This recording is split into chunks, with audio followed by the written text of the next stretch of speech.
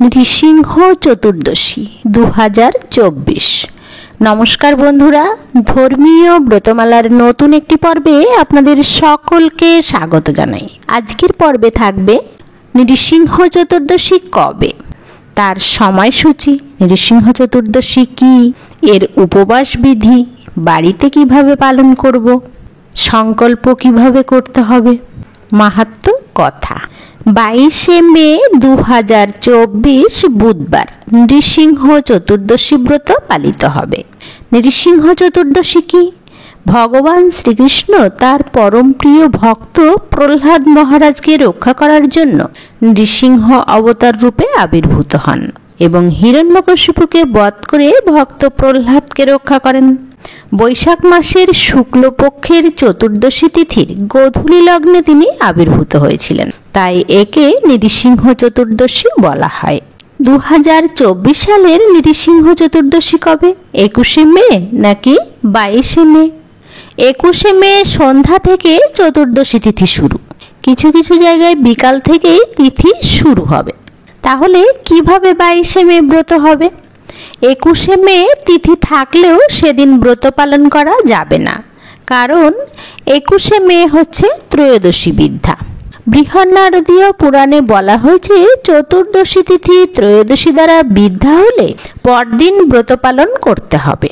যদিও পরদিন পূর্ণিমা যুক্ত হয়েছে, তথাপি সেদিন পালন করাই শ্রেয়।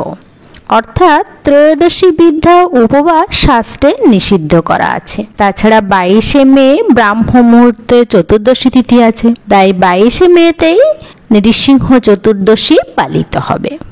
বাংলাদেশের সময় অনুযায়ী চতুর্দশী তিথি শুরু হবে 21শে মে সন্ধ্যা 6:09 থেকে।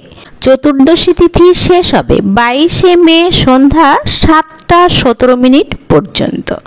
22শে মে ব্রাহ্ম মুহূর্ত ভোর 3:37 থেকে 4:25 পর্যন্ত।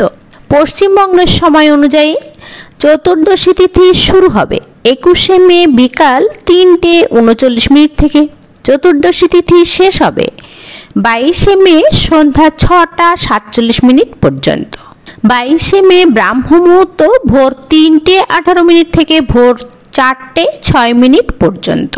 যেহেতু চতুর্দশী তিথি 22শে মে ব্রাহ্ম মুহূর্তে স্পর্শ করেছে এবং ত্রয়োদশী বিদ্যা নয়, তাই 22শে মে ব্রত পালন করতে হবে। কিভাবে এই ব্রত পালন করব? ব্রতের আগের ও পরের দিন আমিষ আহার বর্জন করতে হবে। চা, পান, বিড়ি, কফি প্রভৃতি নেশাজাত দ্রব্য বর্জন করতে হবে। সকল প্রকার দুধ, ক্রীড়া, জুয়া খেলা, পাশা খেলা বর্জন করতে হবে। মঙ্গল আরতি সহ অন্যান্য আরতি করতে হবে। অধিক পরিমাণে হরিনাম জপ করতে হবে। ভগবানের চরণে তুলসী ফুল অর্পণ করতে হবে। নৃসিংহ স্তব, স্তুতি, শতনাম, সহস্রনাম, কবচ মন্ত্র পাঠ ও শ্রবণ করতে হবে। নৃসিংহদেবের লীলা মহিমা শ্রবণ বা পাঠ কীর্তন করতে হবে। এর উপবাস বিধি কি আছে? সন্ধ্যা পর্যন্ত নির্জলা উপবাস। যেহেতু গোধূলি লগ্নে ভগবান আবির্ভূত হয়েছিলেন, সেহেতু গোধূলি লগ্ন বা সন্ধ্যা পর্যন্ত নির্জলা উপবাস করতে হবে। এরপর একাদশীর মতো অনুকল্প প্রসাদ গ্রহণ করে পরদিন 23শে মে সকালে সূর্য উদয়ের পরে পারণ করতে হবে।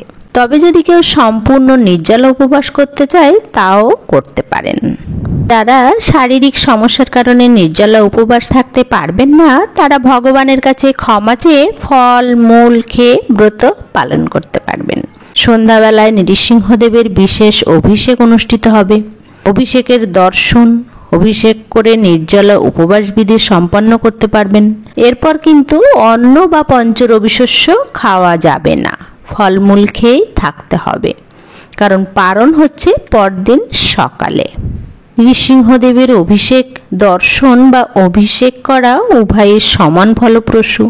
আবার অসহজ অবস্থাতেই উপবাস ব্রত পালন, জপ, গীতা পাঠ, ভগবানের গুণকীর্তন, লীলা মহিমা পাঠ করা এবং শ্রবণ করাও যায়। কিভাবে ব্রতের সংকল্প করা হয়?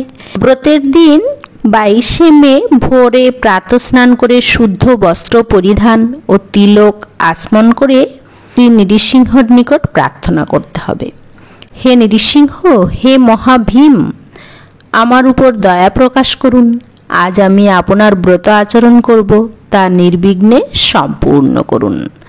জয় নৃসিংহদেবের জয়, জয় প্রহ্লাদ মহারাজের জয়। হরে কৃষ্ণ। নমস্কার।